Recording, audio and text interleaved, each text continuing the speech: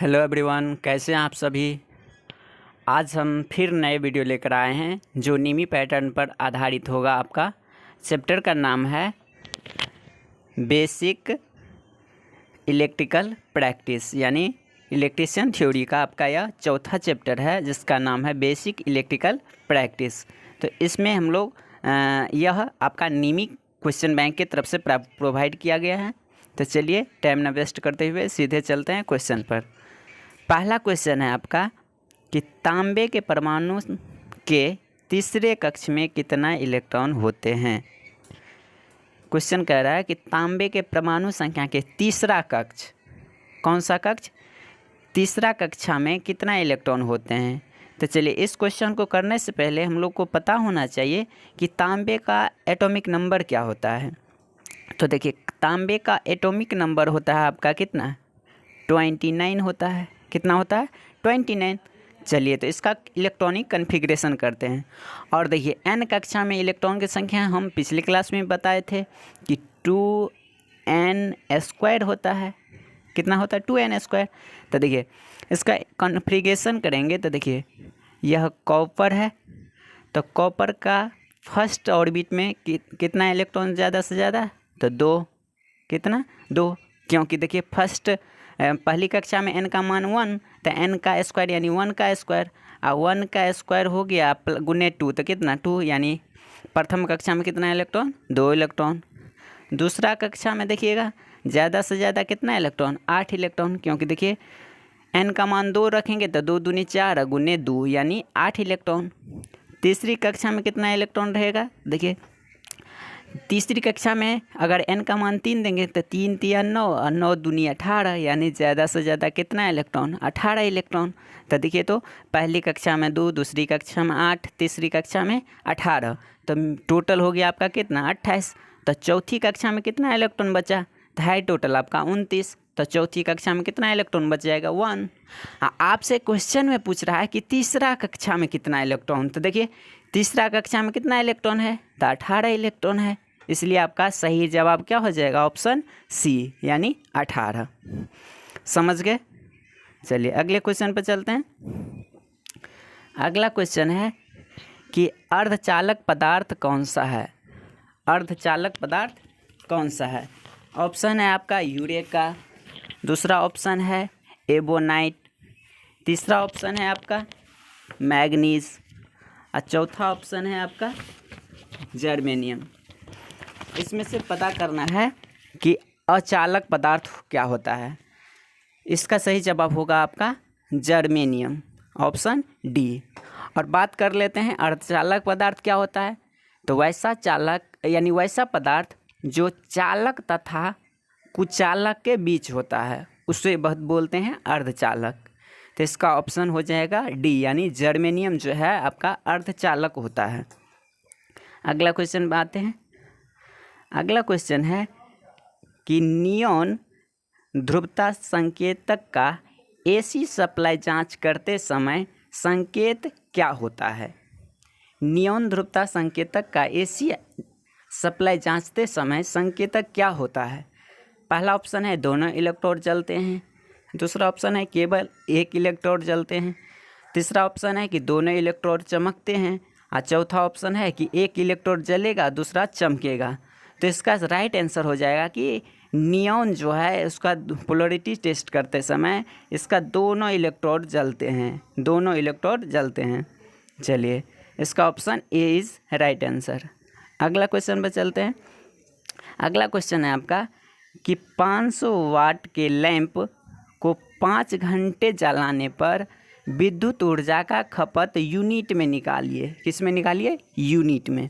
देखिए आपका पावर दिया हुआ है कितना, P बराबर दिया हुआ है कितना, 500 वाट, 500 वाट दिया हुआ है। और देखिए टाइम दिया हुआ है कितना है आपका, 5 आवर है। कितना है, 5 आवर। आपसे पूछ रहा है इलेक्ट्रिकल एनर्जी क्या होगा, वो भी किस में, तो यूनिट में। तो देखिए इलेक्ट्रिकल एनर्जी यानी ऊर्जा बराबर होता है, ऊर्जा बराबर होता है P गुने T होता है। क्या होता है, P गुने T। देखिए और आपका यहाँ से ऊर्जा बराबर क्या निकलेगा, तो 500 गुने कितना 5, 500 गुने 5, ये आपका कितना हो जाएगा 2500। कितना हो गया 2500। 2500 जो है यह किस में होगा, देखिए तो वाट घंटा था यानी आवर, वाट आवर में होगा। और देखिए वाट आवर में हम 1000 से भाग देंगे, 1000 से भाग देंगे तो यह आपका किलोवाट में निकलेगा, यानी 2500 से 1000 में भाग देंगे तो कितना होगा 2.5 किलो वाट आवर। कितना हो जाएगा 2.5 kilowatt hour. 1 kilowatt hour, 1 kilowatt hour बराबर होता है 1 यूनिट होता है। कितना होता है 1 यूनिट होता है। 1 किलो वाट आवर बराबर होता है 1 यूनिट। तो यहाँ पर 2.5 किलो वाट आवर है, तो यहाँ से कितना यूनिट हो जाएगा 2.5 यूनिट हो जाएगा आंसर। कितना हो जाएगा 2.5 यूनिट। देखिए आपका कहाँ ऑप्शन है, तो ऑप्शन होगा आपका कौन सा, डी ऑप्शन सही हो जाएगा 2.5 यूनिट। समझ गए।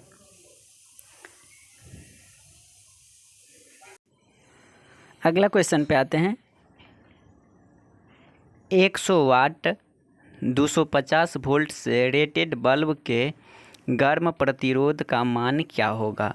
देखिए 100 वाट और देखिए वोल्टेज का मान कितना है 250 वोल्ट। कितना मान है 250 वोल्ट। आपसे आर का मान पूछ रहा है, किसका, आर का। तो देखिए सूत्र हम जानते हैं, आर बराबर होता है V² बट्टे पी होता है। क्या होता है V² बट्टे पी। तो यहाँ से देखिए वोल्टेज मेरा दिया हुआ है कितना 250 वोल्ट है। तो देखिए 250 का स्क्वायर करेंगे तो कितना 250 गुने कितना फिर 250। देखिए नीचे में कितना है बट्टे, पावर है आपका 100, पावर है 100। तो देखिए दोनों से 0 से 1 0 कट गया। तो देखिए आर का मान कितना, ऊपर में 25 है, फिर मल्टीप्लाई है 25 से, तो कितना हुआ 625। रेसिस्टेंस है, इसका मात्रा क्या होता है ओम। तो इसलिए आपका सही जवाब क्या हो जाएगा 625 ओम। देखिए आपका ऑप्शन कहाँ है, तो देखिए ऑप्शन डी में है आपका 625 ओम, यानी आपका सही जवाब क्या हो जाएगा, गर्म प्रतिरोध का मान 625 ओम हो जाएगा। समझ रहे हैं। अगले क्वेश्चन पर आते हैं। अगला क्वेश्चन है कि कौन सा नियम कहता है कि बंद विद्युत परिपथ में लगाया गया वोल्टेज और वोल्टेज पात का योग बराबर होता है। यानी देखिए कह रहा है कि कौन सा नियम कहता है कि किसी भी क्लोज सर्किट में जो आप वोल्टेज सोर्स लगाते हैं और जो वोल्टेज का ड्रॉप होता है वह दोनों इक्वल होता है। तो देखिए यह आपका कहता है किरचॉफ्स का दूसरा नियम, किरचॉफ्स का दूसरा नियम यानी किरचॉफ्स सेकेंड लॉ कहता है। इसी को बोलते हैं किरचॉफ्स वोल्टेज लॉ यानी KVL बोलते हैं। किरचॉफ्स पहला नियम को बोलते हैं करंट लॉ। तो इसलिए आपका सही जवाब हो जाएगा क्या, किरचॉफ्स सेकेंड लॉ। चलिए अगले क्वेश्चन पे आते हैं। अगला क्वेश्चन है कि 200 वाट 240 वोल्ट के दो लैंप 240 वोल्ट सप्लाई से श्रेणी में जुड़े हुए हैं, तो कुल शक्ति ज्ञात करें। देखिए दो लैंप है आपका, ध्यान दीजिएगा। देखिए दो लैंप है, एक लैंप यह हो गया, एक लैंप यह मान लीजिए है। यह दोनों श्रेणी में जुड़ा हुआ है कितना वोल्टेज के साथ, कितना वोल्टेज 240 वोल्टेज के साथ, यानी वोल्टेज सप्लाई कितना है 240।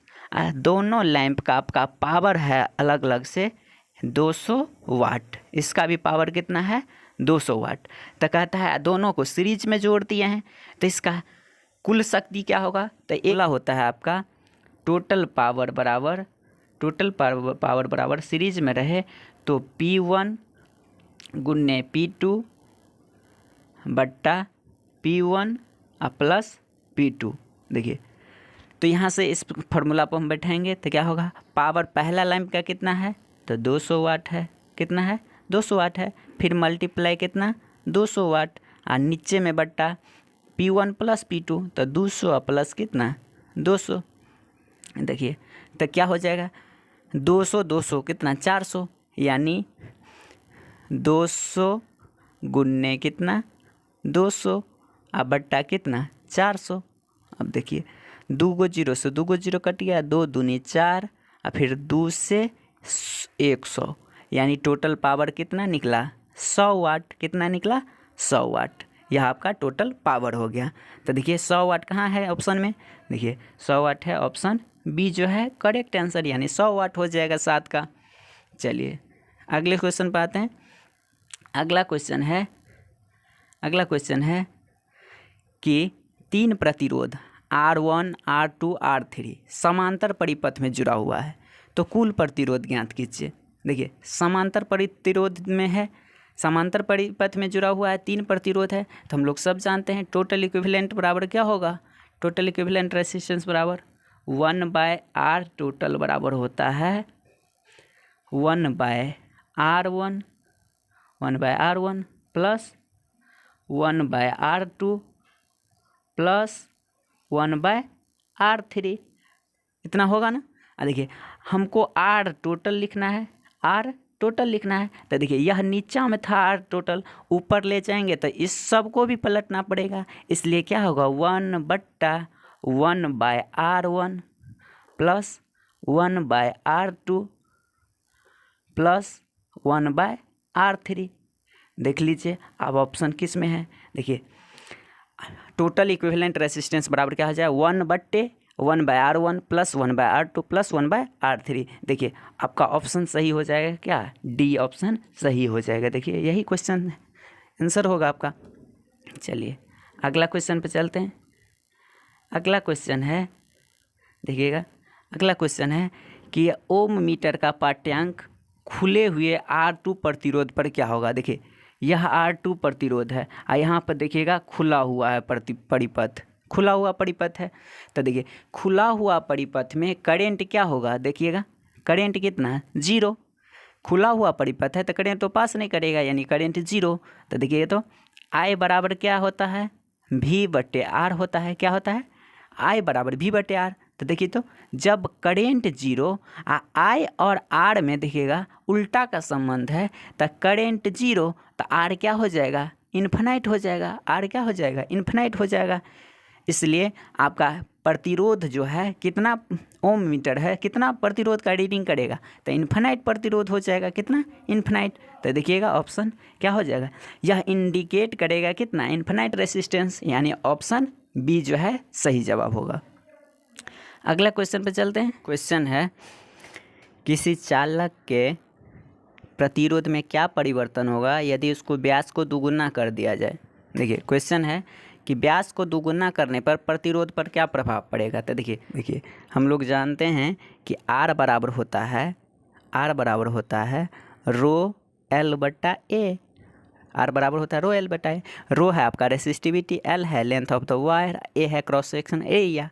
हम देखिए व्यास को दुगुना करना है तो पहले जो जानते हैं एरिया बराबर होता है आपका πd²/4 सूत्र से, अगर व्यास दिया रहे तो πd²/4 होता है।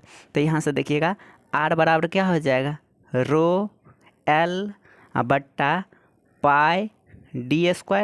बट्टा जो 4 होगा वो 4 कहाँ चल जाएगा ऊपर।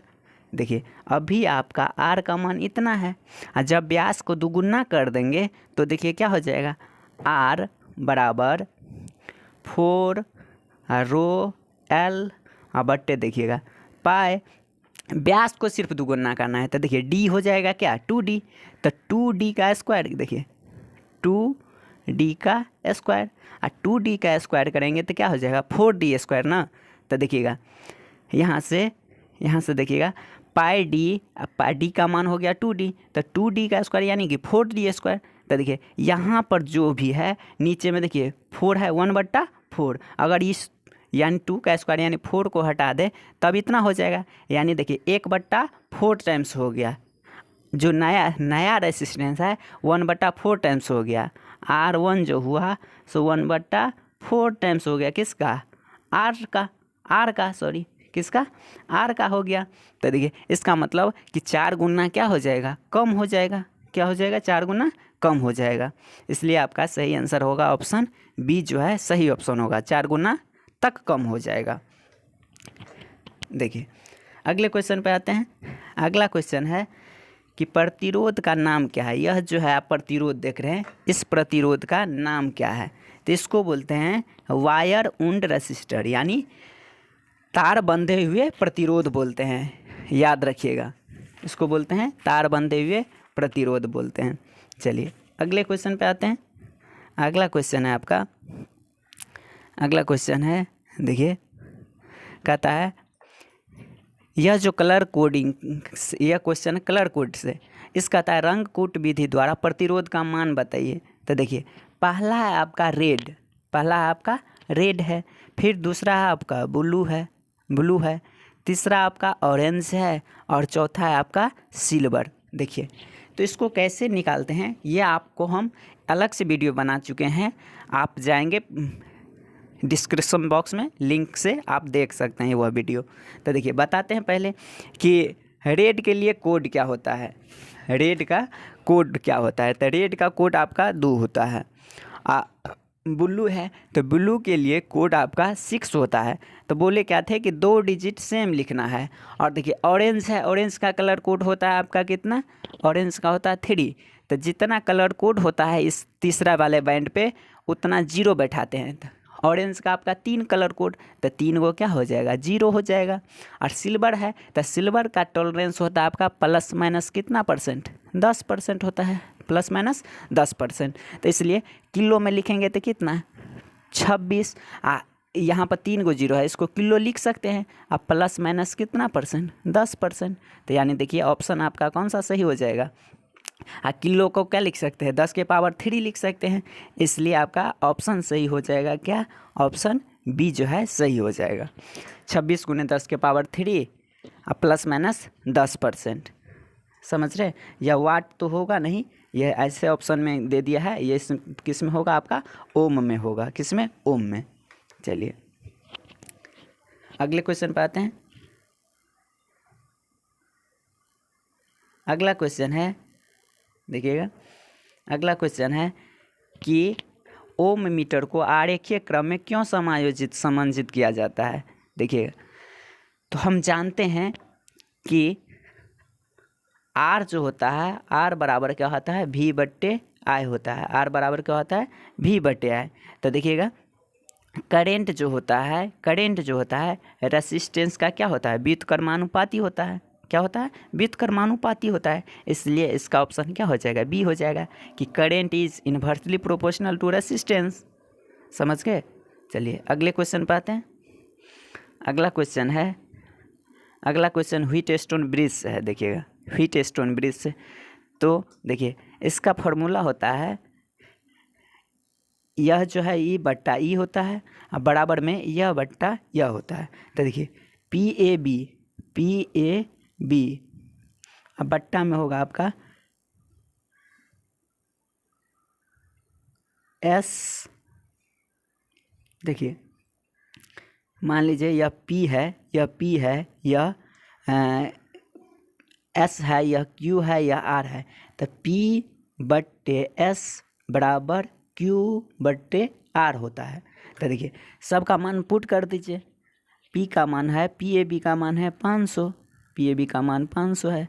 और देखिएगा S का मान है 15 बराबर देखिएगा BQ यानी Q का मान है 300, Q का मान है 300, R का मान पूछ रहा है। तो देखिएगा कोणीय गुना होगा तो कितना 300 × 15/500, यानी R का वैल्यू हो जाएगा कितना 300 × 15 बट्टा कितना 500। देखिए 2 को 0 से 2 को 0 कैंसिल, 5 तिया 15 यानी 3 तिया कितना 9 ओम, कितना 9 ओम आंसर। देखिए कहाँ है ऑप्शन सही आपका, ये ऑप्शन हो जाएगा ऑप्शन बी जो है करेक्ट आंसर हो जाएगा कितना 9 ओम, कितना हो जाएगा 9 ओम। चलिए अगले क्वेश्चन पे आते हैं। अगला क्वेश्चन है किस पदार्थ में ऋणात्मक तापमान गुणांक का गुण होता है, किस पदार्थ में। तो इसका याद करने वाला क्वेश्चन है, आप याद रखेंगे। अभ्रक जो होता है, माइका जो होता है, इसमें ऋणात्मक टेम्परेचर कोफिशिएंट होता है, निगेटिव टेम्परेचर कोफिशिएंट होता है। चलिए अगले क्वेश्चन पे आते हैं। अगला क्वेश्चन है कि ओम के नियम से संबंधित विद्युत राशि कौन सी है। तो ओम का नियम में क्या होता है, वोल्टेज, करेंट और रेसिस्टेंस के बीच में संबंध बताया जाता है। किसके, वोल्टेज, करेंट और रेसिस्टेंस। देखिए तो इसका आपका सही आंसर क्या हो जाएगा, देख लीजिए, करेंट, वोल्टेज, रेसिस्टेंस कहीं है, क्या है, करेंट, वोल्टेज और रेसिस्टेंस, यानी ऑप्शन सी जो है करेक्ट आंसर हो जाएगा। ऑप्शन सी जो है करेक्ट आंसर हो जाएगा। चलिए अगले क्वेश्चन पर आते हैं। अगला क्वेश्चन है कि कह रहा है R2 का मान बताने के लिए। तो देखिए तीनों रेसिस्टर किस में है, पैरेलल में है। किस में है, पैरेलल में है। तो यहाँ से हम पैरेलल वाला फार्मूला लगा देंगे। और क्या कि पैरेलल में वोल्टेज समान होता है, पैरेलल में वोल्टेज समान।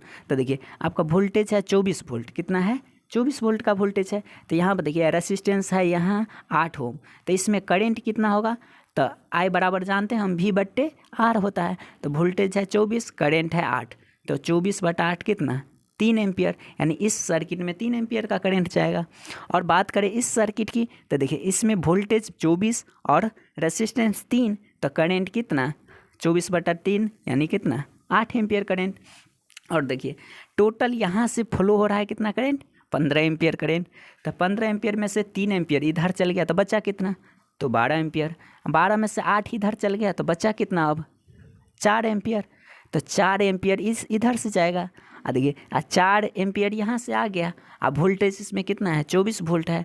तो R बराबर क्या होता है, V/I। तो 24 बट्टा I का मान कितना, 4। तो 4 6 चौक 24। तो R का मान कितना, 6 ओम। कितना ओम, 6 ओम। देखिए ऑप्शन सी जो है करेक्ट आंसर होगा, 6 ओम। चलिए अगले क्वेश्चन पर आते हैं।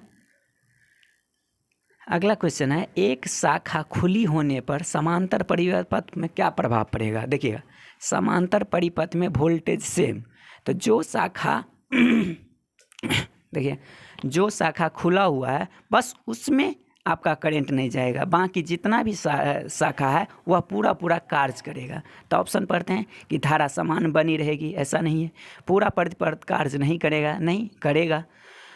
उस शाखा में धारा नहीं बहेगी, हाँ जिस शाखा में खुली हुई है उसमें धारा नहीं बहेगी, यानी ऑप्शन सी जो है सही आंसर होगा आपका। ऑप्शन सी जो होगा सही है आंसर है। चलिए अगले क्वेश्चन पे आते हैं। अगला क्वेश्चन है कि प्रतिरोधकता का इकाई क्या होता है, रेसिस्टिविटी का इकाई क्या होता है। देखिए रेसिस्टिविटी बराबर होता है आपका RA/L, यानी रेसिस्टर गुने क्रॉस सेक्शनल एरिया बटा लेंथ। तो देखिए रेसिस्टर का यूनिट क्या होता है, ओम। एरिया का क्या है, मीटर स्क्वायर। बटा लेंथ का क्या, मीटर। देखिए 1 मीटर से 1 मीटर गया तो क्या बचा, ओम और मीटर, ओम और मीटर। तो इसका सही जवाब क्या हो जाएगा, ऑप्शन सी, ओम मीटर। चलिए तो आज का वीडियो इतना ही। इसका नेक्स्ट पार्ट देखिए और सारा क्वेश्चन रह गया है, इसका नेक्स्ट पार्ट में हम कवर कर लेंगे अब।